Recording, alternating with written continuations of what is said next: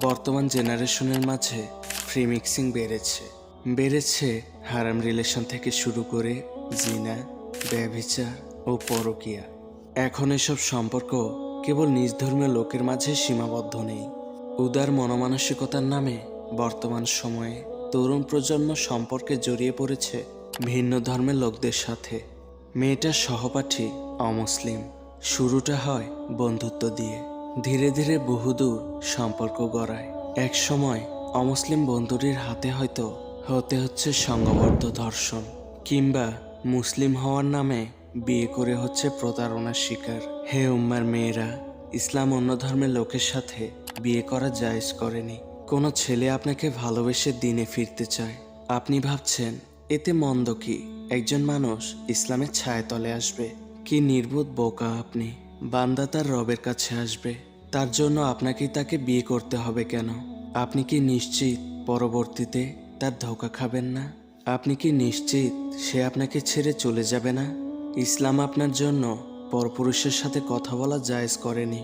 আপনার শুরুটাই তো অবৈধ।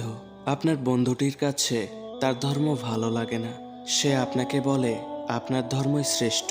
সে যদি প্রকৃতপক্ষে ইসলাম গ্রহণ করতে চায় তবে তাকে আপনার সাথে নয়, বরং কোনো পুরুষের সাথে কথা বলতে বলুন। আপনার ভার্সিটি কিংবা আপনি যে পরিবেশে বাস করেন সেখানে অনেক পুরুষ আছে, অনেক আলেম আছে। সে সবাইকে ফেলে শুধু আপনাকে কেন বেছে নিয়েছে?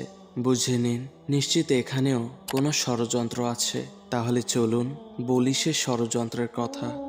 বর্তমানে এমন একটি চক্র আছে যারা মুসলিম মেয়েদের বিভিন্নভাবে ফাঁদে ফেলে তাদের নোংরা উদ্দেশ্য পূরণ করে।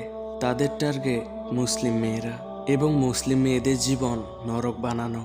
মুসলিম মেয়েরা ধর্ম পরিবর্তন করবে না, তারা সেটা জানে। তাই তারাই ধর্ম পরিবর্তনের নাটক করে আপনাকে করবে সর্বশান্ত। এদের টার্গেট যেমন নিম্ন পরিবারের মেয়েরা কিংবা শ্রমজীবী নারী, তেমন করেই টার্গেটে রয়েছে স্কুল, কলেজ ও ইউনিভার্সিটির মেয়েরা। হে উম্মার মেয়েরা, আপনার জন্য অন্য পুরুষের সাথে বন্ধুত্ব করা জায়েজ নেই, হোক সে মুসলিম কিংবা অমুসলিম। তাই নিজেকে হেফাজত করুন এবং শরীয়তের বিধান মেনে চলুন। এদের বিষয়ে সতর্ক থাকুন এবং অন্যদেরও সতর্ক করুন।